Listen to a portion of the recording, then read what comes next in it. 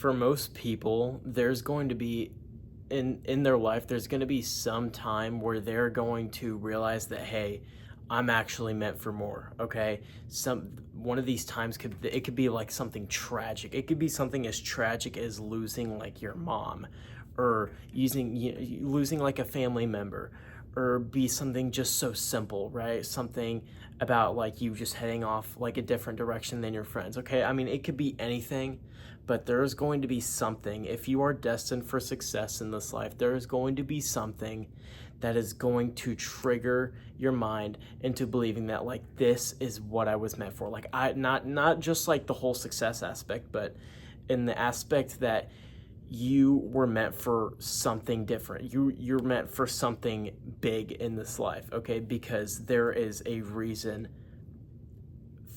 behind what happened, right? By like there is a reason that someone in your family died. I know it sounds so dark, but whenever you actually look at people who are successful, you see that a lot of their backstories, they always had some tragic event, right?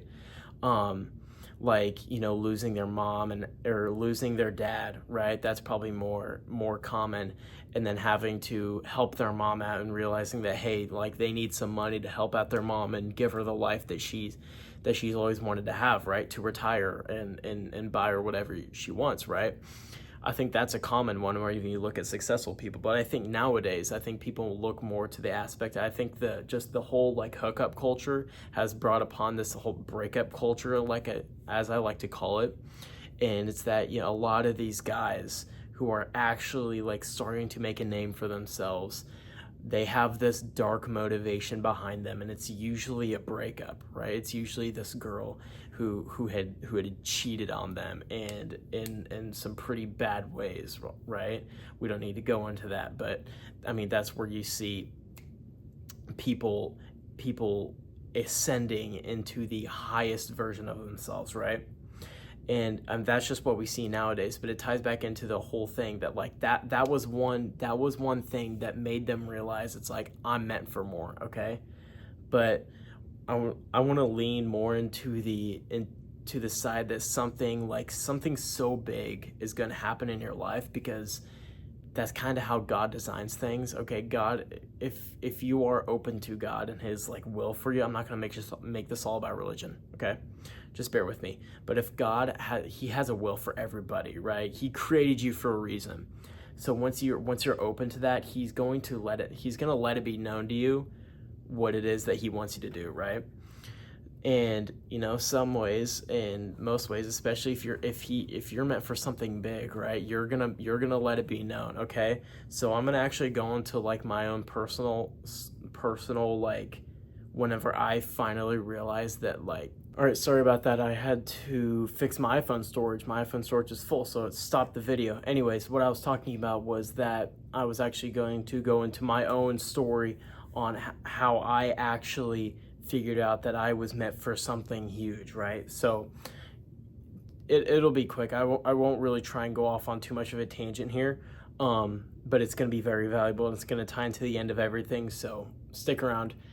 um, Back about 2 years ago, I was working at a funeral home. Okay, I used to work at a funeral home. It was my job. It was whenever I realized I just hated the whole aspect of a 9 to 5.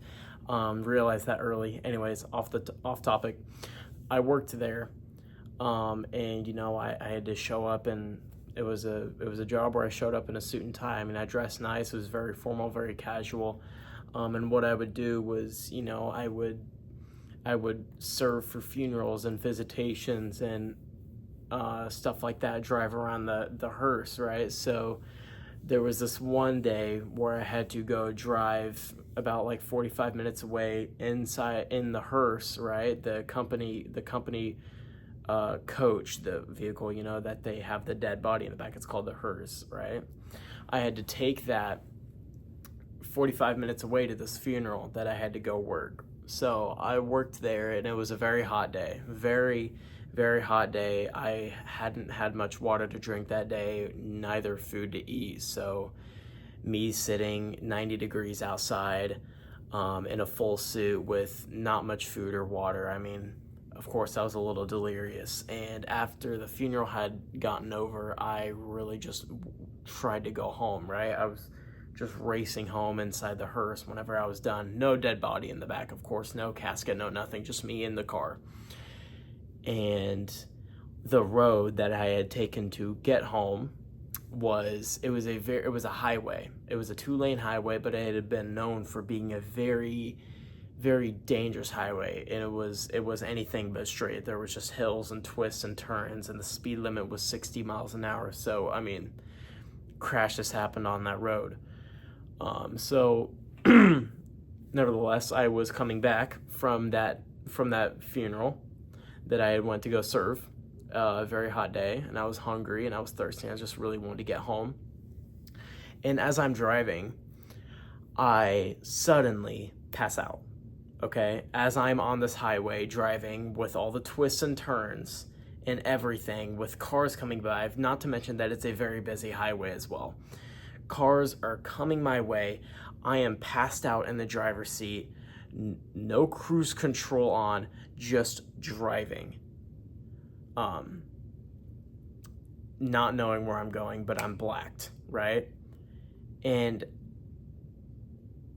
I wake up, I think I was probably out for 5 to 10 seconds, right? It wasn't long, but the only reason I woke up was because I felt my car go off the road. This is the company hearse, by the way, guys.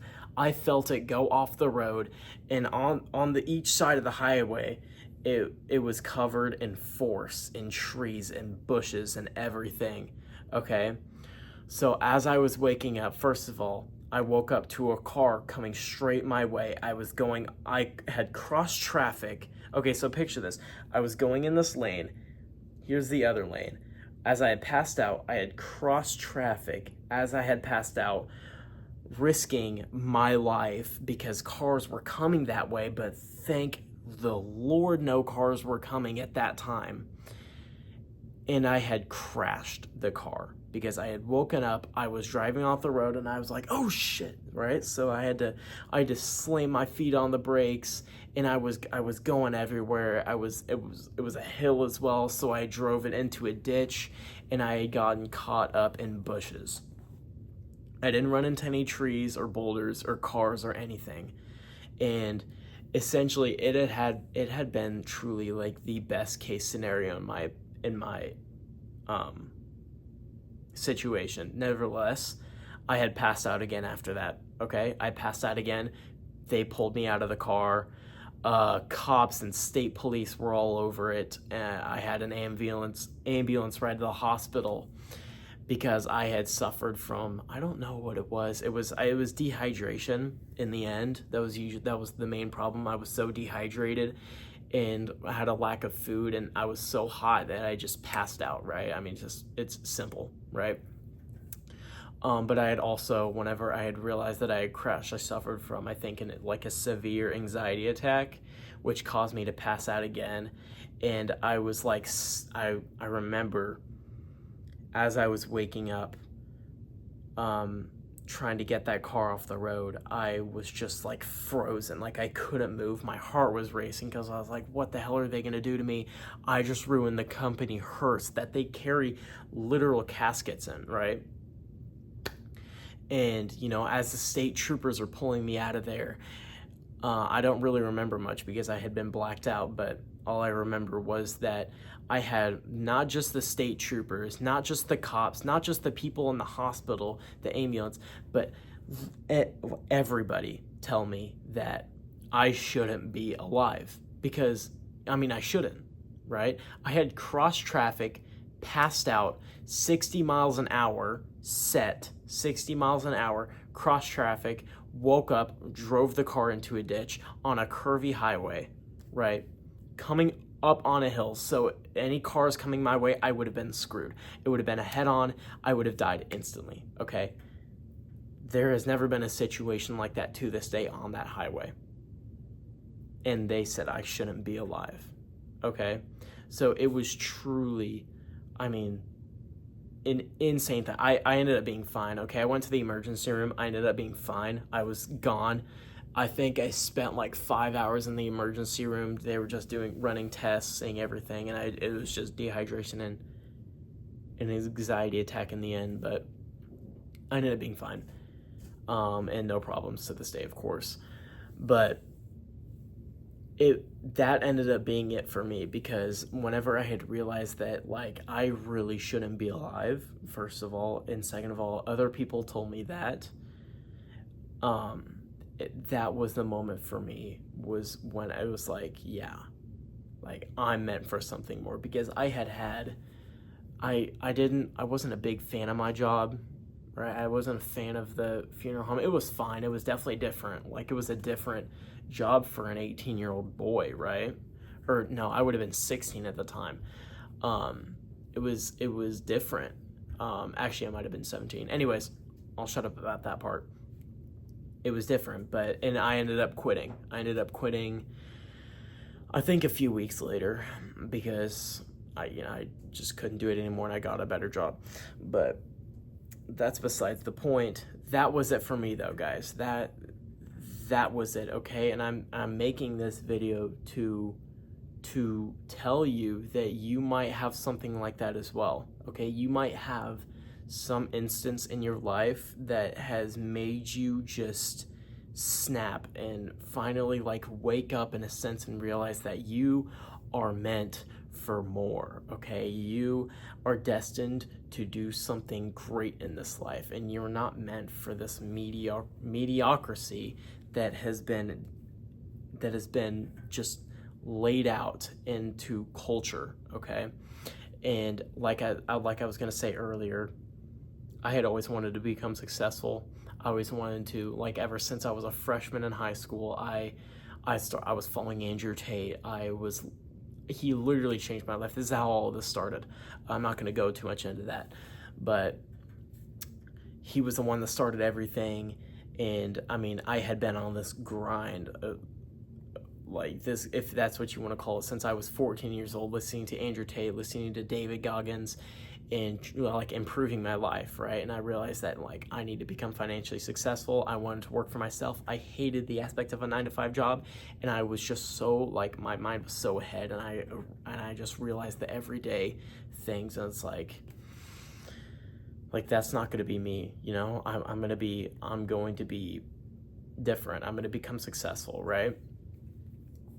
So whenever that's paired with something tragic, or not even tragic, just some aspect in your life that makes you wake up, that's when you know that God has meant this life for you. Maybe not this exact life, but something to where you are very important, which I'm not saying like you have to have something bad or insane happen to you for you to mean that you're special. No, that's not what I'm saying. Everybody's special. Everybody is loved by God. We are all created in His image and likeness.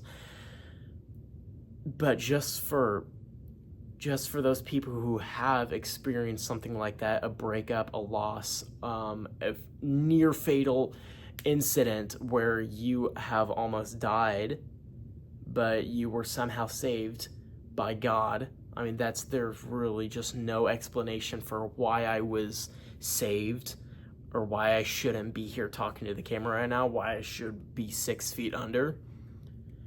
I just know, like, it's destined, right? And that's what it's gonna take, I think, for a lot of people, because the truth is, people are just scared. People are scared to take action. People don't really know, and they don't really know what makes them special, what makes them different, and it's like, a lot of people need a wake-up call. A lot of people are going to need something to tell them that, like, you have to start now, and that you are meant for more, because you wouldn't be where you are, right? I mean, I feel like that's what God is trying to tell people. So that's what I want to make this video on. And if you have experienced anything like this, you are likely, if you have any vision of becoming anything great, I mean, it is meant for you. Like, it is yours. God has meant it for you, okay? more than likely, of course. Just follow his will, keep praying. That's what I did. I kept praying about it, and I was more sure and sure every single day. I finally stepped into content creation, talking to the camera, creating a YouTube, Instagram, TikTok, and my life has improved so much. Okay, and it started there. It started with that incident. Of course, there were some times, like I said, freshman year, whenever I was listening to Andrew Tate, David Goggins, where I was, in the grind set. But when things really started to amp up was when I realized that I was meant for more, that I was truly meant for more, and it's going to help you have a boost in confidence and a boost in your own self-worth, because you know that you're meant for more because of what happened to you, right? And like I said, that's what it's going to take for a lot of people. But I'm just making this video to help you realize that. And if you have watched to the end of this video, I appreciate you, and give yourself a pat on the back, because my man, you have an attention span of steel. So if you have stayed, I want you to comment the mountain emoji, okay? Look up the emoji mountain or peak or whatever, and I want you to comment that along with a message or whatever, just so I know that you watched the whole thing, because I'm gonna look at these comments, guys. I'm gonna look at you, and I'm gonna realize that this guy's got an attention span of steel, okay? So I appreciate you watching this video. May God bless you, may God protect you, and he loves you, and I wish you guys all the best as well, and I will see you guys in the next one.